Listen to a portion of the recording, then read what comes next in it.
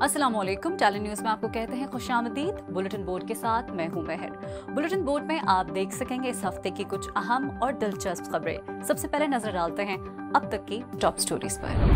वजीर आजम इमरान खान का अवाम से खिताब, रिलीफ पैकेज का ऐलान। पाकिस्तान में कोरोना की 5वीं लहर के आने के खदशात जाहिर कर दिए गए। कोरोना के बाद डेंगू सर उठाने लगा। दोहा में बना मुनफरद तर्ज का फुटबॉल स्टेडियम। पाकिस्तानी जदीद लड़ाका तैयारे JF-17 थंडर तैयारे पूरी दुनिया की ख्वाहिश बन गए। नायाब मछली साहिले समंदर पर। और सऊदी अरब में खुसूसी नमाजों और दुआओं के रूह परवर मनाजिर। इस हफ्ते वजीर आजम इमरान खान ने रिलीफ पैकेज का ऐलान कर दिया। वजीर आजम इमरान खान का कहना था कि पाकिस्तान को एक फलाई रियासत बनाना है। मजीद जानते हैं इस रिपोर्ट में। वजीर आजम इमरान खान ने कहा है कि आलमी मार्केट में खाम तेल की कीमतों के तनाजुर में मुल्क में पेट्रोल की कीमत बढ़ाना पड़ेगी। कौम से खिताब के दौरान वजीर आजम ने कहा कि आज हम पाकिस्तान की तारीख के सबसे बड़े फलाई प्रोग्राम का इफ्तिताह कर रहे हैं। हमें इस मुल्क को फलाई रियासत की तरफ लेकर जाना है। एहसास प्रोग्राम की टीम ने 3 साल में डाटा इकट्ठा किया। डाटा के बगैर सब्सिडी देना आसान नहीं। हमें जब हुकूमत मिली थी तब माशी हालात बहुत खराब थे। हमें बैरून मुमालिक से लिया गया कर्ज वापस देना था, लेकिन हमारे पास पैसे नहीं थे। कि जो पाकिस्तान हमें मिला था वो इस मुल्क की तारीख में कभी भी माशी हालात इतने बुरे नहीं थे जो हमें मिले। यानी खसारा भी सबसे बड़ा पाकिस्तान की तारीख का, कर्जे भी सबसे ज़्यादा, सूद भी उन कर्ज़ों पे सबसे ज़्यादा देना पड़ा। जो करंट अकाउंट डेफिसिट जिसको कहते हैं कि जितने डॉलर्स अंदर आ रहे हैं तो बाहर, उसमें तारीखी खसारा। रिज़र्व्स हमारे तकरीबन ना होने के बराबर, यानी कि जो हमें बाहर हमें जो लाइबिलिटीज़ थी, हमें बाहर पैसे देने थे, जिन्होंने हमें कर्ज़े दिए हुए थे, हमारे पास पैसा नहीं था उनको कर्ज़े देने का। और हम ख़ास तौर पे आज मैं फिर से हमारा मुल्क शुक्रगुज़ार है सऊदी अरेबिया का, UAE का और चाइना का, जिन्होंने इस मुश्किल वक्त में हमें हमारी मदद की, जिसकी वजह से हम डिफ़ॉल्ट नहीं करे। अगर डिफ़ॉल्ट करते तो रुपया बिल्कुल नीचे गिर जाना था और महंगाई आसमानों पे। वज़ीर आज़म ने कहा कि हमें मुल्क की मईशत को मुस्तहकम करने में 1 साल लगा और उसके बाद कोरोना आ गया। इससे पाकिस्तान ही नहीं पूरी दुनिया मुतासिर हुई। भारत में कर्फ्यू लगा तो हम पर काफ़ी दबाव था कि आप क्यों नहीं लॉकडाउन लगाते। हमें खौफ था कि कोरोना केसेस बढ़े तो हालात ख़राब हो जाएंगे। पाकिस्तान ने बेहतर तरीके से कोरोना का मुकाबला किया। कोरोना का बेहतरीन तरीके से सामना करने पर दुनिया ने हमारी तारीफ की।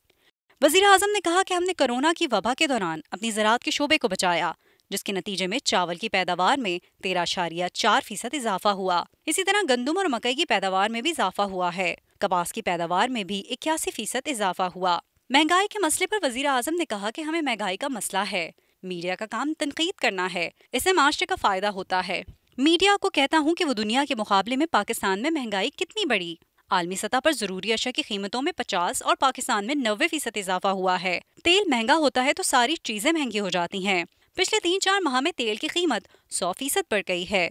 भारत में 250 रुपए और बांग्लादेश 200 रुपए, जबकि पाकिस्तान में 138 रुपए लीटर है। हमारा खसारा बढ़ता जा रहा है। हमें पेट्रोल की कीमत बढ़ानी पड़ेगी।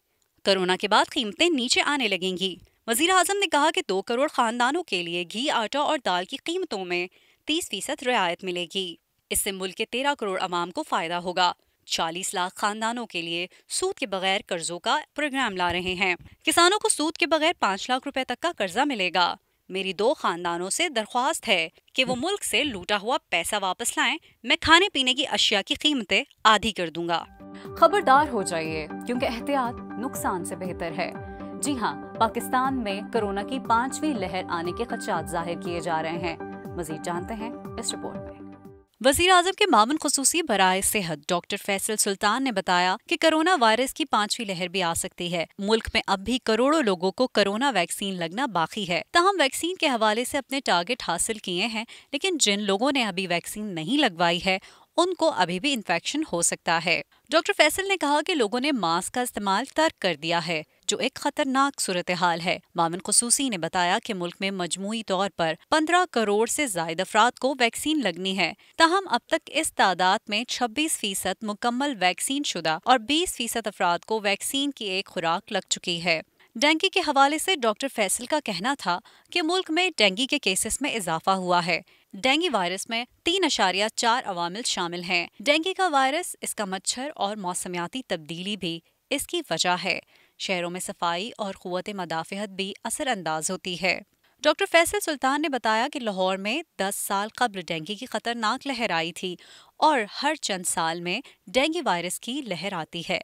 ڈینگی کنٹرول کرنے کے لیے اقدامات کیے جا رہے ہیں، تاہم پبلک ہیلتھ ورک فورس کی تعداد محدود ہے اور primary health system organise structure کے طور پر موجود نہیں ہے اور اس معاملے میں مزید کام ہونا باقی ہے۔ دوحہ میں بنا نئی طرز کا فٹ بال اسٹیڈیم، اور اس فٹ بال اسٹیڈیم میں 2022 کا فیفا ورلڈ کپ بھی ہوگا۔ مزید جانتے ہیں اس رپورٹ میں۔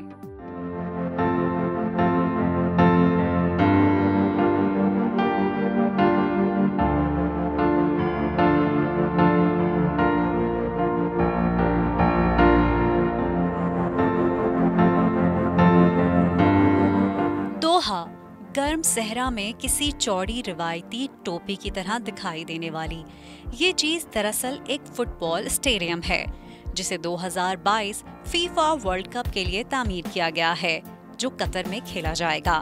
اس کا نام السمامہ اسٹیڈیم ہے، جو قطری دارالحکومت دوحہ سے کچھ دوری پر صحرا میں واقع ہے۔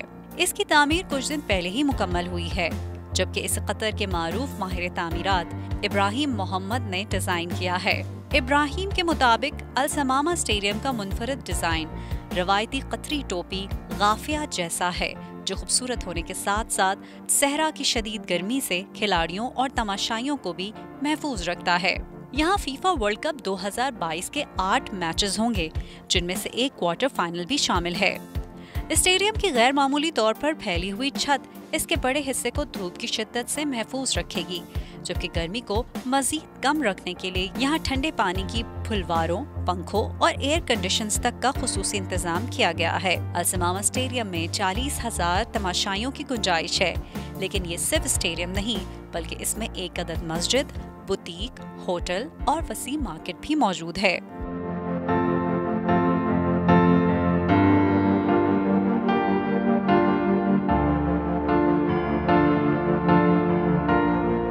دوسرے بیشتر عرب ممالک کی طرح قطر بھی ایک گرم صحرائی ملک ہے، جہاں گرمیوں کے دنوں میں کھلے ماحول کا درجہ حرارت 50 ڈگری سینٹی گریڈ سے بھی زیادہ ہو جاتا ہے۔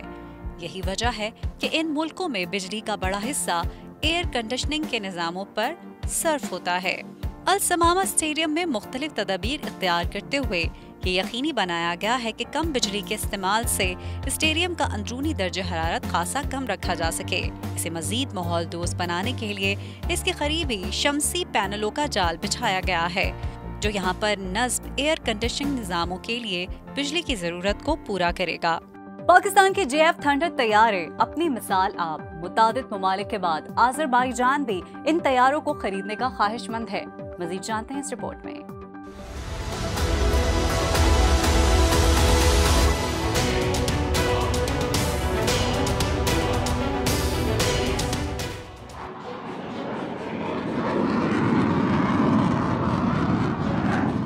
نائجیریا اور ارجنٹائن کے بعد دوست ملک آذربائیجان نے بھی جدید لڑاکا طیارے JF-17 کی خریداری میں دلچسپی کا اظہار کیا ہے۔ آذربائیجان کے دفاعی اتاشی کرنل مہمان نوروزو کا کہنا ہے کہ پاکستان سے JF-17 تھنڈر طیاروں کی خریداری ہمارے ایجنڈے میں کلیدی نقطہ ہے۔ پاکستان سے جدید ترین بلاک 3 JF-17 تھنڈر طیارے خریدنا چاہتے ہیں۔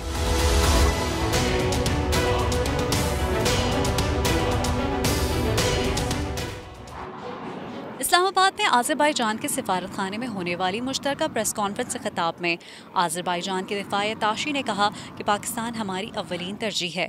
ہم پاکستان سے طیاروں کی خریداری کا جائزہ لے رہے ہیں۔ آذربائیجان فضائیہ اپنے اثاثوں خصوصاً لڑاکا طیاروں کی اپ گریڈیشن کے لیے سنجیدگی سے کوشاں ہے۔ کرنل مہمان نوروزو کا مزید کہنا تھا کہ پاکستان کے ساتھ فضائی قوت کو جدید خطوط پر استوار کرنے کے لیے یکسوئی سے کام کر رہے ہیں۔ واضح رہے کہ JF-17 طیارے پاکستان اور چین کی مشترکہ کاوش ہیں۔ اس طیارے کو پاکستان کے کامرا کمپلیکس میں ہی تیار کیا جاتا ہے۔ پاکستان کے ایروناٹیکل کمپلیکس PAC اور چین کے چنگوٹو ایروسپیس کارپوریشن CAC نے مل کر اسے بنایا ہے۔ سن 2019 میں 23 مارچ کو پاکستانی پریڈ میں موجود اس وقت کے ملائیشیا کے وزیر اعظم مہاتیر محمد F-17 طیارے کے کرتب دیکھ کر انتہائی متاثر ہوئے تھے، جس کے بعد اپریل میں ملائیشیا نے پاکستان سے F-17 لڑاکا طیارے اور ٹینک شکن میزائل خریدنے میں گہری دلچسپی دکھائی تھی۔ پاکستان جہاں قدرتی حسن سے مالا مال ہے، وہیں سمندروں میں چھپا ہے ایک نایاب خزانہ۔ اس ہفتے پاکستانی ساحل پر ایک نایاب مچھلی آئی۔ مزید جانتے ہیں اس رپورٹ میں۔ پاکستان اور ایران کی سمندری سرحد پر نایاب آرا مچھلی ماہی گیروں کے جال میں پھنس گئی۔ 29 اکتوبر کو جیوانی کے ساحل پر ماہی گیروں نے نایاب نسل کی آرا مچھلی کے جال میں آنے کی اطلاع دی۔ آرا مچھلی نایاب آبی حیات ہے۔ اس کی نسل پچھلے کئی برسوں سے معدومیت کے خطرے سے دوچار ہے۔ ماہرین کا کہنا ہے کہ آرا مچھلی کی دریافت اس بات کی عکاس ہے کہ یہ نایاب مچھلی اب بھی پاکستانی سمندروں میں پائی جاتی ہے۔ معظم خان، تکنیکی مشیر WWF، کہتے ہیں کہ اس کی نسل کی بقا کے لیے اقدامات کرنے کی ضرورت ہے۔ انہوں نے مزید کہا کہ پاکستان میں 70 اور 80 کی دہائی میں آرا مچھلی کی 3 اقسام وافر تعداد میں پائی جاتی تھیں۔ انہیں برآمد بھی کیا جاتا تھا۔ ماہرین کے حساب سے سن 1950 سے پلاسٹک کے جالوں کے استعمال کے باعث دیگر نایاب آبی حیات سمیت آرا مچھلی کی نسل معدومیت کا شکار ہو گئی۔ ماہرین کا یہ بھی کہنا ہے کہ پچھلے 10 برسوں میں اس نایاب آرا مچھلی کی موجودگی کے صرف 3 شواہد سامنے آئے ہیں۔ 8 برس قبل 2013 میں دریائے سندھ کے کریک پر ماہی گیروں نے آرا مچھلی کے جال میں پھنسنے کی اطلاع دی تھی، جبکہ عالمی قوانین کے تحت سندھ اور بلوچستان کی حکومتوں نے 2016 میں آرا مچھلی کے شکار اور تجارت پر مکمل پابندی عائد کر دی تھی۔ سعودی عرب میں اس ہفتے خصوصی دعاؤں اور نمازوں کا اہتمام کیا گیا۔ ان کا مقصد رب تعالیٰ کی بارگاہ میں استغفار و دعا کرنا اور باران رحمت کے لیے خصوصی دعائیں کرنا تھا۔ کوئی سلیقہ ہے آرزو کا۔ خادم حرمین شریفین شاہ سلمان بن عبدالعزیز نے باران رحمت کے لیے ملک بھر میں نماز استغاثہ کی اپیل کر دی۔ شاہی دیوان کی طرف سے جاری بیان کے مطابق سعودی عرب میں نماز استغاثہ کا اہتمام کرتے ہوئے سنت رسول خدا صلی اللہ علیہ وآلہ وسلم کو تازہ کیا گیا۔ اللہ تعالیٰ سے باران رحمت کے لیے خصوصی دعائیں کی گئیں۔ کرم ہے آقا کہ بات اب تک بنی ہوئی ہے۔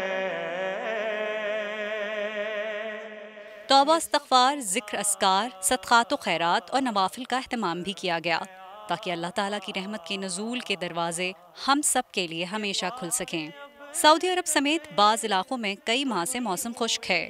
مسجد الحرام اور مسجد نبوی صلی اللہ علیہ وآلہ وسلم میں نماز مغرب کے بعد بارشوں کے لیے نماز استغاثہ کی ادائیگی کی گئی۔